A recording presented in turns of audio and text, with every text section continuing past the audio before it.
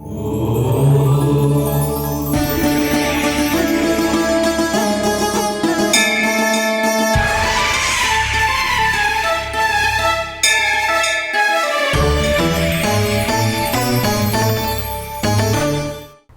గణాలతో తొలి పూజలందుకునే గణేష్ గడ్డ ఇది. పార్వతీ తనయుడు సింధూర గణపతిగా దర్శనమిచ్చే రుద్రారం ఇది. తెలంగాణ నేలపై వెలిసిన సింధూర గణపతుల్లో రుద్రారం గణపతికి ఎంతో ప్రత్యేకత ఉంది. శ్రీచక్రాన్ని ధరించిన గణపతి భువిపై మరెక్కడా లేడని ఇక్కడి గణపతి సాక్ష్యంగా దర్శనమిస్తాడు. దాదాపు 3 శతాబ్దాల నాటి శ్రీ సంకష్టహర సిద్ధి విద్యా గణపతిని దర్శించే భాగ్యం కలగటం ఎన్నో జన్మల పుణ్యఫలమంటారు. మరి అంతటి భాగ్యాన్ని మీరు పొందాలంటే రండి. నేటి తీర్థయాత్రలో సంగారెడ్డి జిల్లా రుద్రారంలోని శ్రీ సిద్ధి గణపతి క్షేత్రాన్ని దర్శించి తరిద్దాం.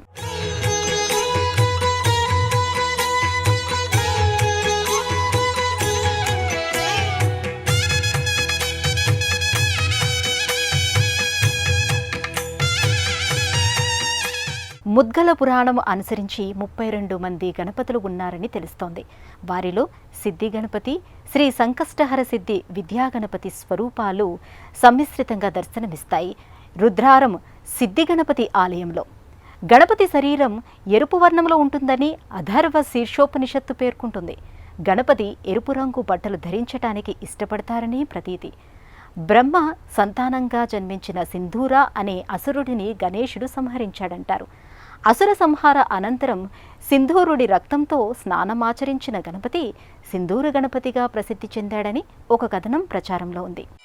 వక్రతుండ మహాకాయ కోటి సూర్య సమప్రభా నిర్విఘ్నం కురు మే దేవా సర్వకార్యేషు సర్వదా.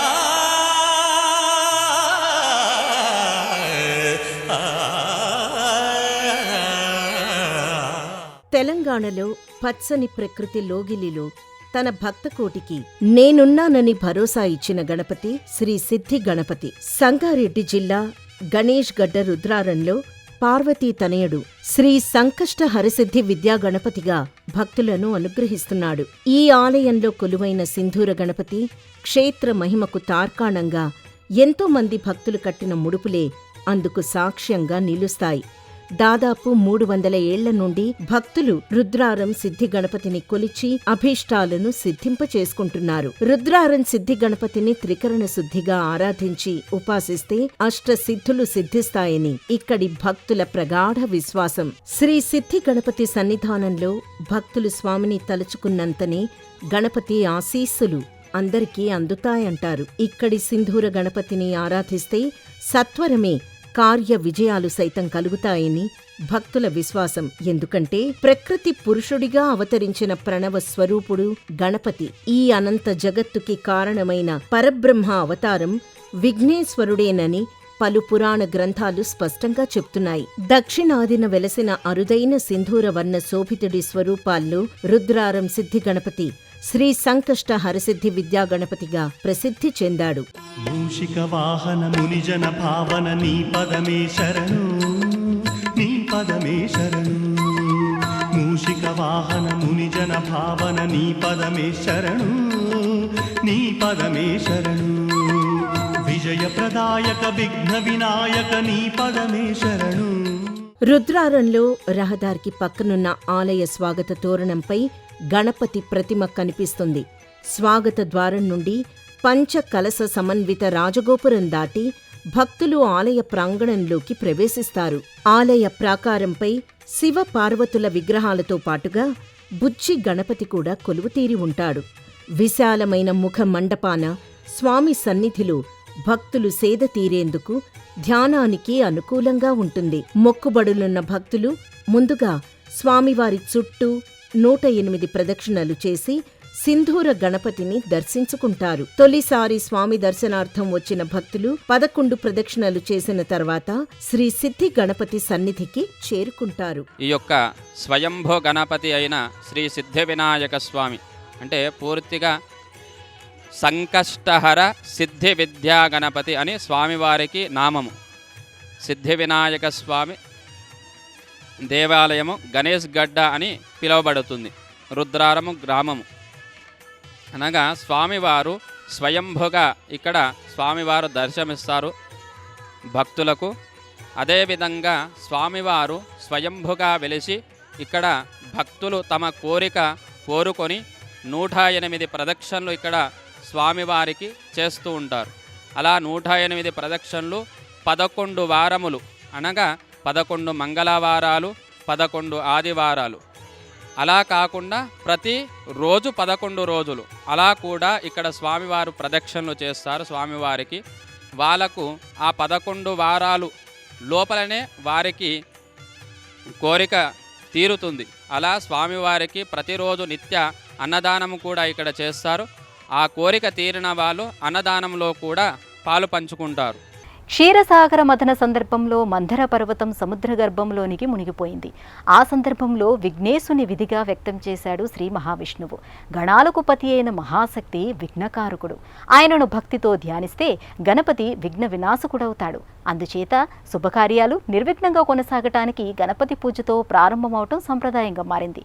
అప్పటి నుండి వినాయకుడు అక్షామూర్తి అయ్యాడు, సర్వవ్యాపకత్వాన్ని పొందాడు. మరి అంతటి విశిష్టమైన విఘ్నేశ్వరుడు శ్రీ సిద్ధి గణపతిగా కొలువై భక్తులను అనుగ్రహిస్తున్నాడు. ఈ నేపథ్యంలో ఇక్కడి స్థలపురాణ విశేషాలను ఇప్పుడు చూద్దాం. 3 శతాబ్దాల క్రితం కర్ణాటకకు చెందిన శివరామ భట్టు అనే భక్తుడు ప్రతి ఏడాది కాలినడకన తిరుమల వెళ్లి స్వామిని దర్శించుకునేవాడు. ఆయన గణేశుడికి పరమభక్తుడు. సంకటహర చతుర్థి నాడు శివరామ భట్టు ఎక్కడుంటే అక్కడికి గణనాథుడు స్వయంగా వచ్చి పూజలందుకునేవాడట. ఓసారి భట్టు తిరుమల వెళ్తూ రుద్రారం అడవుల్లో ఆగాడు. అక్కడ సింధూరంతో స్వామి విగ్రహాన్ని తయారుచేసి ఆరాధించాడు. కొన్ని రోజుల తర్వాత ఆ విగ్రహాన్ని అడవిలోనే వదిలేసి భట్టు తిరుమల పాదయాత్రకు వెళ్ళాడు. కొన్నాళ్లకు ఈ విగ్రహం కనుమరుగైంది. ఈ యొక్క సిద్ధి వినాయక స్వామి ఏ విధంగా వెలిశాడంటే, చింతలగిరి నుండి శివరాంభట్ మహారాజ్ అనే వ్యక్తి పాదయాత్రగా తిరుపతి వెళ్తుండగా మార్గమధ్యంలో సంకష్టహర చతుర్థి వచ్చింది. అప్పుడు అతని ఆ స్వామిని పూజించుకోవాలి. కాబట్టి ఆ యొక్క భక్తుడు ఇక్కడికి రాగానే సంకష్ట చతుర్థి చంద్రోదయ సమయం కావడంతో ఆ స్వామివారిని ఇక్కడే ప్రత్యక్షించుకొని పూజ చేసినాడు. అందుకే ఇది సిద్ధి గణపతి. ఇది దక్షిణముఖంగా ఉంటుంది. మామూలుగా సాధారణంగా ఈ యొక్క స్వామికి సింధూర అలంకరణే ప్రత్యేకత ఉంటుంది. కాబట్టి సిద్ధి వినాయక స్వామి అని అంటారు. ఓసారి మఖన్ దాస్ అనే భక్తుడు అడవిలో గుర్రంపై వెళ్తుండగా గణనాథుడి విగ్రహం సమీపంలోకి వచ్చాక ఆ గుర్రం కదల్లేకపోయింది. దాంతో ఆ విగ్రహం పక్కనే మఖన్ దాస్ నిద్రపోయాడు.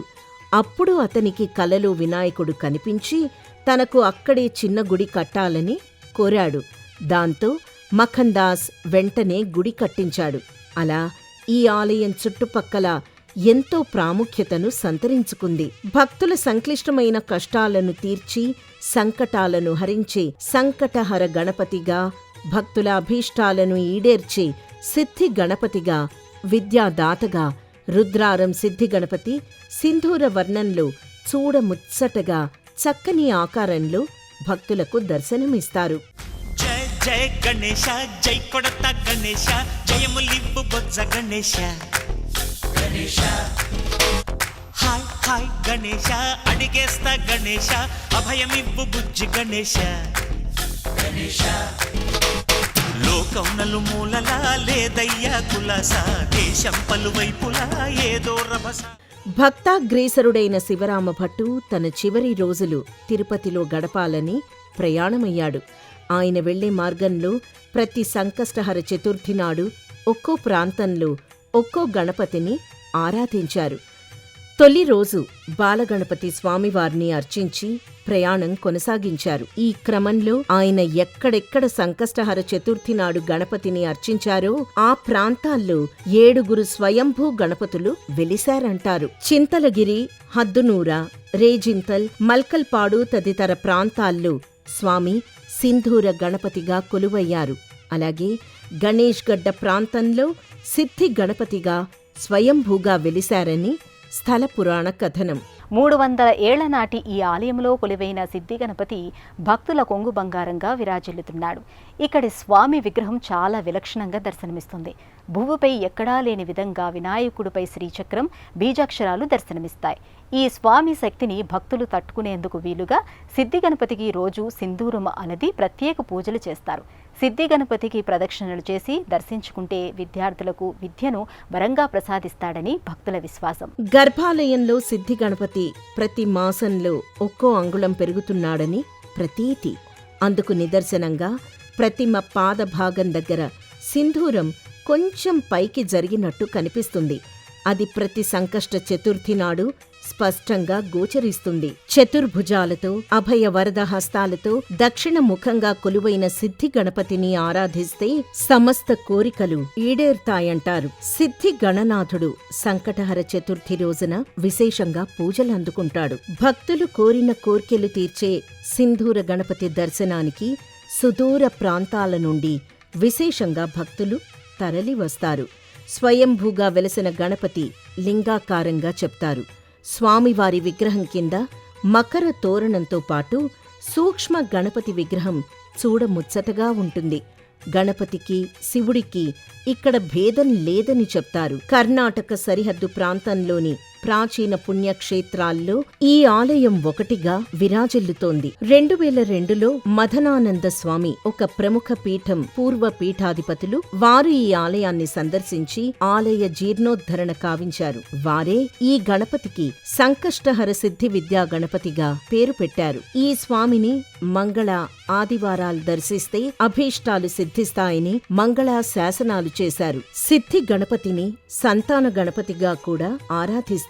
వేదాంతులు వినాయకుని బ్రహ్మమని, ప్రపంచోత్పత్తికి కారణభూతుడైన ప్రధాన పురుషుడని అంటారు. భౌతిక జ్ఞానానికి పారమార్థిక జ్ఞానం తోడైతే జగత్ కళ్యాణం జరుగుతుంది. ఈ శక్తులన్నీ ఉపయోగంలోకి రావాలంటే విఘ్నేశ్వరుడి అనుగ్రహం తప్పనిసరి. హస్త నక్షత్రానికి చిహ్నంగా గణేశుని కనుబొమ్మల మధ్య త్రిశూలం ఉంటుంది. ఒక కన్ను దూరంగా, ఇంకో కన్ను దగ్గరగా ఉంటుంది. తన దరికి చేరిన భక్తుల ఇహపరాల బాధ్యతను తానే చూస్తానన్నట్టు భరోసా ఇస్తాడు. సిద్ధి గణపతి ముఖంపై బొట్టు మువ్వల హారంగా గోచరిస్తుంది. చతుర్భుజధారుడిగా గోచరించే సిద్ధి గణపతి ఒక హస్తంలో పాశం, మరో చేతిలో పరశువు, ఇంకో చేతిలో పద్మం, ఇంకొక హస్తం వరదముద్రతో దర్శనమిస్తాడు. పాశాంకుశాలతో దర్శనమిచ్చే సిద్ధి గణపతి హస్తాలు ఒకటి సవ్యంగా, మరొకటి అపసవ్యంగా కనిపిస్తాయి.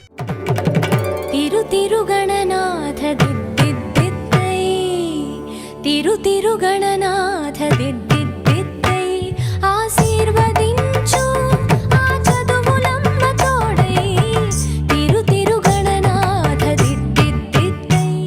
గర్భాలయంలో కొలువైన సిద్ధి గణపతి కనుబొమ్మల మధ్య త్రిశూలం స్పష్టంగా కనిపిస్తుంది. యోగ శాస్త్రంలో కుండలిని శక్తి వామహస్తంలో ప్రస్ఫుటమవుతుంది. ప్రణవం ఓంకారానికి కూడా ఇది చిహ్నం. భారతీయుల యోగ శాస్త్రంలో గణపతికి ప్రత్యేక స్థానం ఉంది. గణపతిని మూలాధార చక్రానికి అధిష్టాన దేవతగా కూడా ఆరాధిస్తారు. ఇక్కడి సిద్ధి గణపతికి 41 రోజుల పాటు ప్రతిరోజు 11 ప్రదక్షిణలు చేసి ఆరాధిస్తే తీరని కోరికలు తీర్తాయని ప్రతీతి. సింధూర సిద్ధి గణపతిని ఎర్రటి పుష్పాలతో పూజిస్తే మరింత మంచిదంటారు. భక్తులు తమ కోరికలు సిద్ధించడానికి మంగళవారం, విద్య కొరకు ఆదివారం 108 ప్రదక్షిణలు 11 వారాలు చేస్తే వారి కోరికలు నెరవేరుతాయని ప్రతీతి. పోలియో బారిన పడిన చిన్నారికి సింధూర గణపతి కాళ్లు ప్రసాదించాడని గణపతి లీలల్ని ఘనంగా చెప్తారు. గణేష్ గడ్డ ఆలయములో సిద్ధి గణపతికి చెక్కిళ్లపై సింధూరము అలదిన తర్వాత పంచముఖ హనుమంతుల వారి పాదాలకు సింధూరము అలదితేనే పూజ పూర్తవుతుందని ప్రతీది. శ్రీ సిద్ధి గణపతి కొలువైన ఆలయంలో శివ పరివారమంతా భక్తానుగ్రహ దేవతలుగా కొలువుదీరి ఉన్నారు. అడవయ్య, సోమన్న అనే రైతులు ఆలయానికి చెందిన 28 ఎకరాల భూమిని సేద్యం చేసేవారు. వారిద్దరూ వ్యవసాయం ద్వారా వచ్చిన ఫలసాయంతో తిరుపతి వెళ్లే భక్తులకు అన్నదానం చేసేవారు. ఒకసారి దేవాలయానికి చెందిన భూమిలో జొన్నలమ్మగా వచ్చిన ధనంతో పూనాకు వెళ్లి రథాన్ని చేయించి కాలి నడకన రథాన్ని ఇక్కడికి చేర్చిన గొప్ప భక్తులుగా చెప్తారు.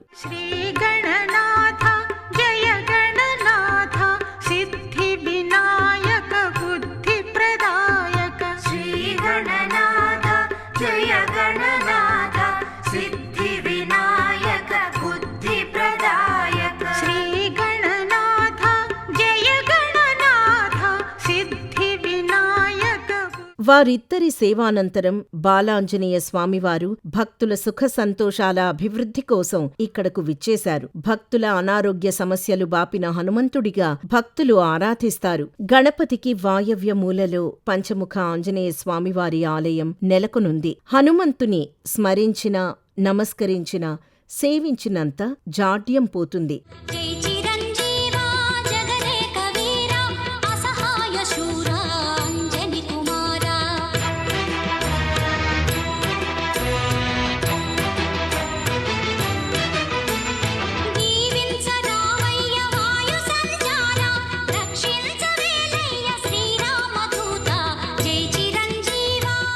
ఆంజనేయ స్వామి పంచముఖాలలో ఒక్కో మోముది ఒక్కో రూపం. తూర్పున ఆంజనేయుని రూపం, దక్షిణాన నారసింహుని అవతారం, పశ్చిమాన గరుడ ప్రకాశం, ఉత్తరాన వరాహ అవతారం, ఊర్ధ్వముఖాన హయగ్రీవుని అంశ. అలాగే ఆ 5 ముఖాలు తన భక్తులకు 5 రకాల అభయాన్ని ఇస్తూ ఉంటాయి. నారసింహముఖం విజయాన్ని, గరుడ రూపం దీర్ఘాయుషుని, వరాహం అష్టైశ్వర్యాలని, హయగ్రీవుని రూపం జ్ఞానాన్ని, ఆంజనేయ రూపం అభీష్ట సిద్ధిని కలుగజేస్తాయి. ఇంతటి శక్తిమంతమైన అవతారం కాబట్టే రాఘవేంద్ర స్వామి సైతం ఆంజనేయుని పంచముఖ రూపంలోనే పూజించారు.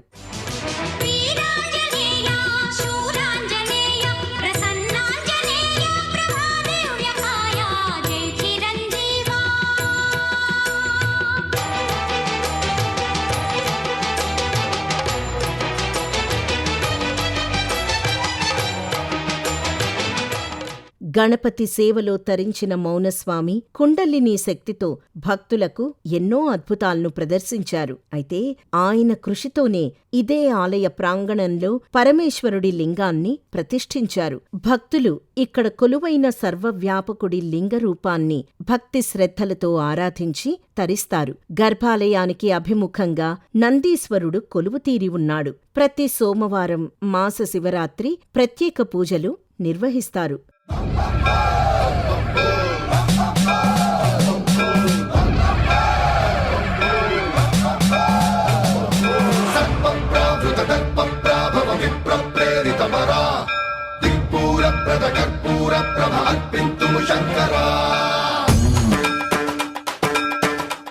సుబ్రహ్మణ్య స్వామి అవతారం ఎంతో ఉత్కృష్టమైంది.